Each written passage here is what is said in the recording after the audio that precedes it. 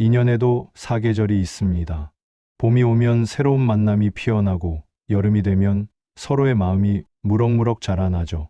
가을이 찾아오면 함께한 시간의 결실을 거두게 되고 겨울이 깃들면 비로소 놓아줄 때가 옵니다. 그런데 우리는 종종 겨울을 실패라고 오해합니다. 떠나보내는 일을 부끄러운 패배처럼 여기고 끝맺음을 삶의 좌절처럼 받아들이죠. 하지만 자연은 말없이 가르쳐 줍니다.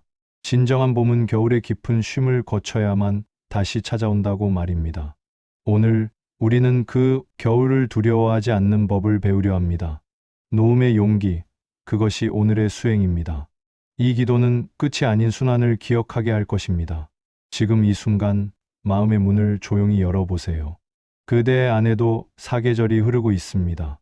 어떤 계절은 따뜻하고 어떤 계절은 차갑습니다. 어떤 인연은 아직 꽃망울을 품고 있고 어떤 인연은 이미 낙엽이 되어 바람에 흩어지고 있죠. 그 모든 것이 자연스러운 흐름입니다. 오늘 우리는 그 흐름 속에서 평화를 찾으려 합니다. 천천히, 깊이 그대 안의 사계절을 들여다보는 시간이 시작됩니다. 부처님께서는 이렇게 말씀하셨습니다. 세상의 모든 것은 변한다. 변하지 않는 것은 오직 변한다는 사실뿐이다. 이 말씀은 단순한 진리가 아닙니다. 변화를 피하려 하면 괴로움이 생기고 변화를 받아들이면 평화가 찾아온다는 깊은 가르침이죠. 인연이 변하고 관계가 식어가는 것은 잘못이 아닙니다. 그것은 실패가 아니라 순환의 자비입니다. 무상함은 우리를 괴롭히려는 것이 아닙니다.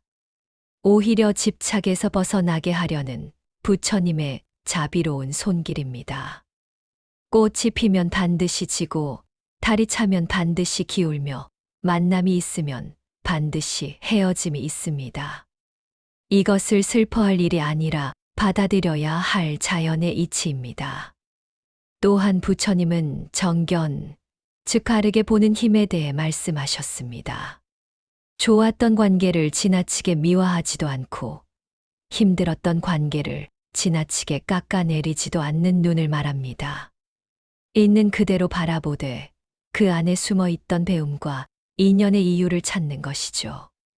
우리는 종종 이별 앞에서 극단으로 치닫습니다.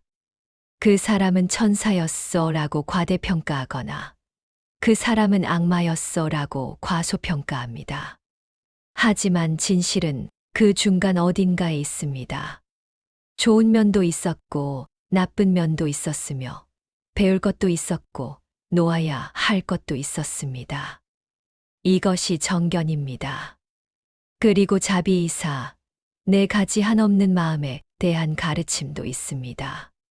자비는 괴로워하는 이를 돕는 마음이고 희는 함께 기뻐하는 마음이며 사는 평등하게 베푸는 마음입니다. 이 네 가지는 놓음 속에서도 잃지 말아야 할 마음입니다. 그대가 인연을 떠나보낼 때 미워하지 않고 원망하지 않으며 감사로 마무리하는 것. 그것이 참된 수행의 길입니다. 지혜로운 이별은 새로운 만남의 씨앗이 됩니다. 부처님은 또한 이렇게 말씀하셨습니다. 모든 만남은 인연이고 모든 헤어짐은 업보다. 우리가 누군가를 만나는 것은 우연이 아니라 전생부터 이어진 인연의 끈입니다. 그리고 헤어지는 것 역시 그 인연의 끈이 제 역할을 다했다는 뜻입니다. 억지로 붙들어서 얻는 것은 관계가 아니라 고통입니다. 놓아줘야 할 때 놓아주는 것, 그것이 진정한 자비입니다. 상대를 위한 자비이자 나 자신을 위한 자비입니다. 이제 그 지혜를 일상으로 옮겨볼 차례입니다. 먼저 지금 내 관계가 어느 계절에 있는지 살펴보세요. 아직 피어나는 봄인가요? 함께 자라나는 여름인가요? 결실을 거두는 가을인가요? 아니면 이제 놓아야 할 겨울인가요? 계절을 구분하는 것은 어렵지 않습니다. 봄의 관계는 설렘이 있고 여름의 관계는 성장이 있으며 가을의 관계는 안정이 있습니다. 그러나 겨울의 관계는 무거움이 있습니다. 만날 때마다 마음이 편하지 않고 함께 있어도 외롭고 노력해도 나아지지 않는 느낌이 듭니다. 만약 겨울의 인연이라면 오늘부터 네 가지를 실천해 보시기 바랍니다.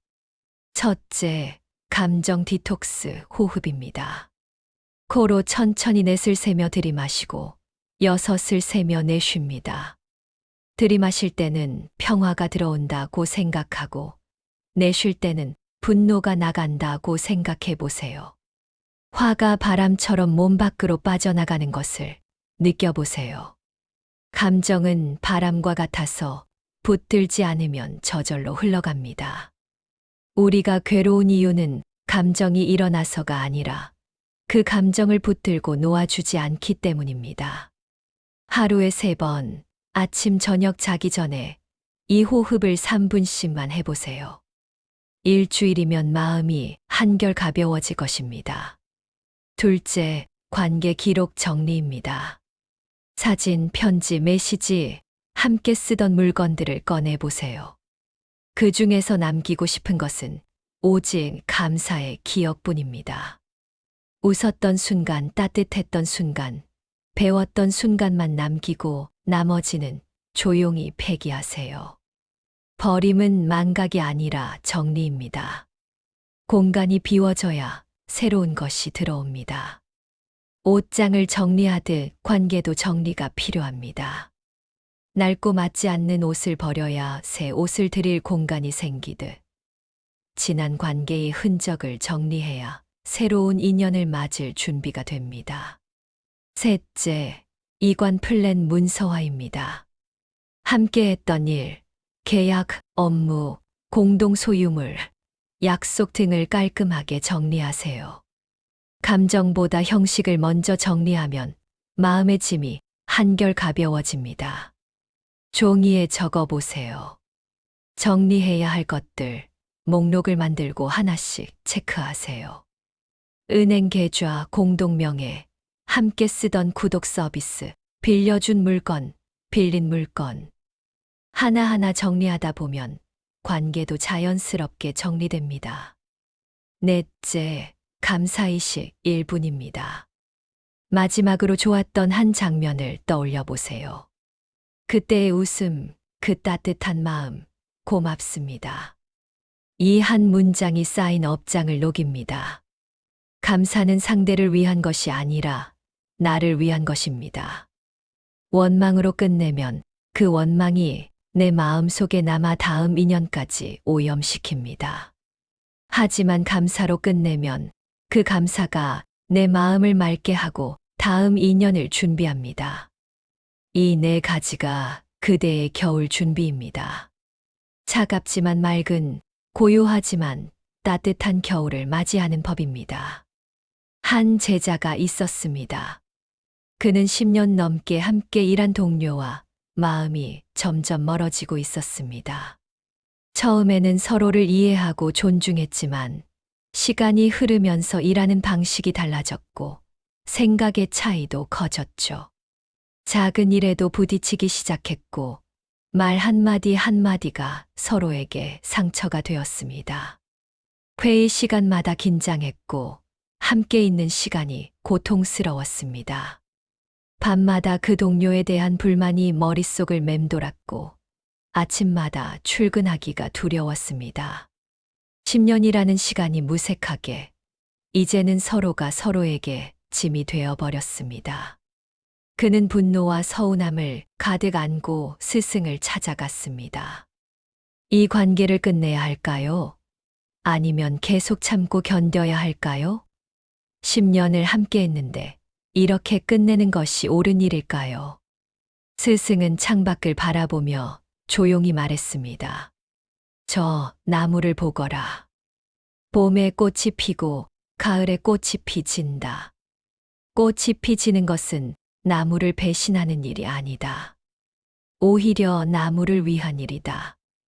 꽃잎은 떨어져 뿌리에 거름이 되고 나무는 그 덕분에 다시 봄을 맞이한다. 그 제자는 깊이 생각했습니다. 10년이라는 시간이 아까워서 붙들고 있었지만 사실 그것은 시간을 아끼는 것이 아니라 시간을 낭비하는 것이었습니다. 이미 끝난 관계를 억지로 이어가는 것은 두 사람 모두에게 독이 되고 있었습니다. 그리고 결심했습니다. 감정으로 말하지 않기로, 원망으로 끝내지 않기로. 그는 며칠간 마음을 가다듬었습니다. 분노가 일어날 때마다 호흡을 세었고, 원망이 떠오를 때마다 좋았던 순간을 떠올렸습니다. 그리고 준비가 되었을 때 단 2문장으로 동료에게 전했습니다. 그동안 함께 해줘서 고마웠습니다. 이제 각자의 길에서 더 잘 해봅시다. 동료는 잠시 놀란 표정을 지었지만 곧 조용히 고개를 끄덕였습니다. 사실 동료도 같은 마음이었던 것입니다. 다만 먼저 말을 꺼낼 용기가 없었을 뿐이죠. 그날 이후 원망 대신 맑은 평화가 남았습니다. 그는 비로소 알게 되었습니다. 이별의 품격은 말의 길이가 아니라 마음의 온도라는 것을. 짧아도 따뜻한 한마디가 길고 격한 100마디보다 낫다는 것을 말입니다. 10년의 인연을 놓아주는 것은 10년을 부정하는 것이 아닙니다. 오히려 10년을 존중하는 것입니다. 좋았던 시간은 좋았던 대로 간직하고 이제 각자의 길을 가는 것. 그것이 진정한 성숙입니다. 몇 달이 지난 후 그는 우연히 그 동료를 다시 만났습니다. 어색할 줄 알았는데 이상하게도 편안했습니다. 짧은 인사를 나누고 헤어지는데 마음속에 따뜻한 무언가가 남았습니다. 미움이 아니라 감사로 끊는 관계는 이렇게 다시 만나도 편안합니다. 이제 눈을 감고 마음속 정원을 그려보세요. 그곳에는 봄의 꽃이 피어 있고 여름의 나무가 푸르게 서 있습니다. 가을의 낙엽이 바람에 흩날리고 겨울의 눈이 고요히 내려앉아 있죠. 그대가 사랑했던 모든 인연이 그 정원 어딘가에 머물러 있습니다.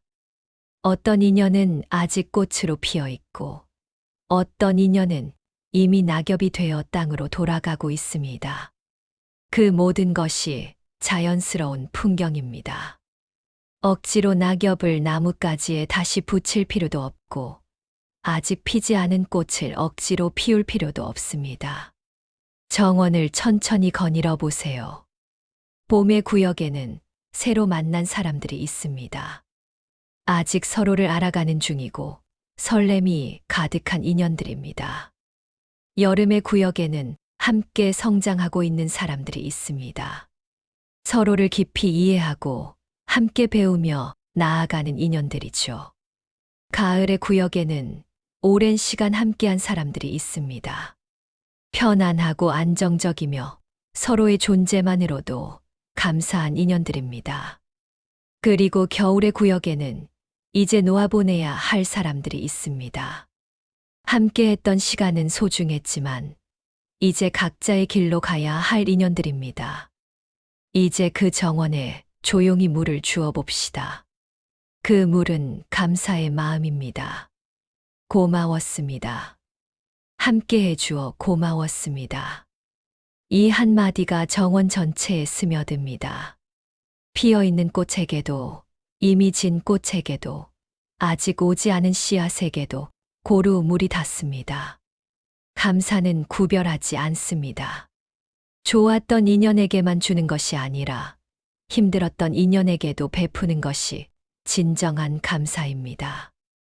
왜냐하면 힘들었던 인연이야말로 우리에게 가장 큰 배움을 주었기 때문입니다. 편안한 인연은 우리를 쉬게 하지만 힘든 인연은 우리를 성장시킵니다. 가시가 있는 장미도 정원의 일부입니다. 그대의 마음이 한결 부드러워지는 것을 느껴보세요. 어깨에 실려있던 무게가 내려놓아지는 것을 느껴보세요. 그대의 정원은 이제 순환의 숨을 쉽니다. 오늘 이 물 한 번이 내일의 꽃을 피웁니다. 오늘의 놓음이 내일의 만남을 준비합니다. 이것이 회향의 힘입니다. 회향이란 공덕을 돌리는 것입니다. 내가 쌓은 선한 마음을 나만 갖지 않고 모든 이에게 나누는 것이죠. 오늘 그대가 인연을 감사로 마무리한 그 공덕이 그대가 만날 다음 인연에게도 복이 됩니다. 정원을 다시 한번 바라보세요. 이제 그 정원이 전보다 더 아름답게 보이지 않나요? 같은 정원인데 감사의 물을 주고 나니 모든 것이 달라 보입니다. 이것이 마음의 힘입니다. 마음이 바뀌면 세상이 바뀝니다. 천천히 눈을 떠보세요. 그대의 정원은 항상 그대 안에 있습니다. 힘들 때마다 이곳에 돌아오세요. 그리고 다시 물을 주세요. 감사의 물을 주는 것, 그것이 그대의 매일의 수행입니다. 어느 연인이 있었습니다. 그들은 진심으로 사랑했지만 가고자 하는 방향이 달랐습니다. 한 사람은 고요한 삶을 원했고 다른 사람은 역동적인 삶을 꿈꾸었죠. 처음에는 그 차이가 매력이었지만 시간이 지나면서 갈등이 되었습니다. 그녀는 집에서 책을 읽고 차를 마시며 조용히 시간을 보내는 것을 좋아했습니다. 반면 그는 사람들을 만나고 여행을 다니며 활동적으로 사는 것을 원했습니다. 주말마다 집에 있자와 밖에 나가자로 다투었고 작은 일상이 점점 전쟁터가 되어갔습니다. 감정이 폭발할 때마다 서로에게 상처를 주고받았습니다. 너는 너무 무기력해. 너는 너무 산만해. 사랑했기에 더 아팠고 아팠기에 더 미워졌습니다. 관계는 점점 무거워졌고 두 사람 모두 지쳐갔습니다. 어느 날 밤 또 한 번의 큰 싸움 후에 그녀는 혼자 앉아 있었습니다. 눈물을 흘리며 생각했습니다. 이렇게 끝내야 하나? 이렇게 미워하며 헤어져야 하나? 그때 그녀는 어느 스님의 법문을 떠올렸습니다. 이별에도 수행이 있다. 그녀는 결심했습니다. 원망으로 끝내지 않기로. 사랑했던 시간을 미움으로 덮지 않기로. 그리고 며칠을 고민한 끝에 우리의 사계절 카드를 만들기로 했습니다. 하얀 종이를 4칸으로 나누고 각 칸에 봄, 여름, 가을, 겨울을 그려 넣었습니다. 그리고 천천히 글을 써 내려갔습니다. 봄 칸에는 이렇게 썼습니다. 처음 만난 날의 웃음을 기억합니다. 당신의 눈빛이 따뜻했고 나는 그 순간 행복했습니다. 여름 칸에는 함께 걷던 그 길 따뜻했습니다. 손을 잡고 걸을 때 세상에 우리 둘뿐인 것 같았습니다. 그 여름의 햇살을 잊지 않겠습니다. 가을 칸에는 서로의 수고를 인정합니다. 당신도 최선을 다했고 나도 최선을 다했습니다. 우리는 나쁜 사람이 아니었습니다. 다만 다른 사람이었을 뿐입니다. 겨울 칸에는 당신의 앞날의 평화가 함께하기를 빕니다. 당신이 원하는 삶을 살기를, 그 길에서 웃을 수 있기를 진심으로 기도합니다. 카드를 다 쓰고 나니 눈물이 흘렀습니다. 하지만 그 눈물은 전과 달랐습니다. 분노의 눈물이 아니라 정화의 눈물이었습니다.